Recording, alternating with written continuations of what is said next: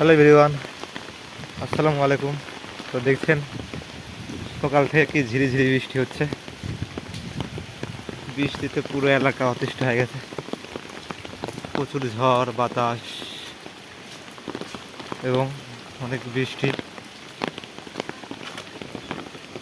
দেখছেন মাঠে ধান কেটে রেখেছে, বৃষ্টিতে সব ভিজে গেছে। এত পরিমাণে বৃষ্টি হচ্ছে আজকে।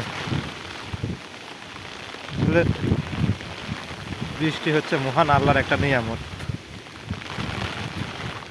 কয়েকদিন যে প্রচণ্ড গরম গেল, তারপরে এত সুন্দর বৃষ্টি, সত্যি আল্লাহর অশেষ একটা নিয়ামত। কি বাতাস আর ঝড়।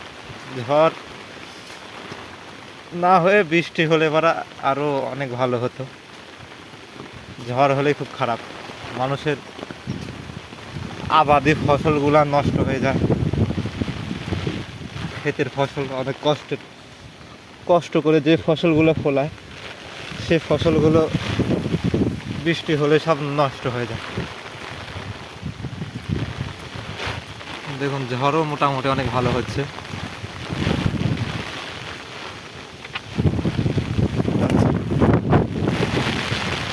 বাজারে যাচ্ছি বৃষ্টিতে, হাতের ছাতিটাও অনেক লাফালাফি করছে। আর দেখেন পানি বেঁধে গেছে এখানে।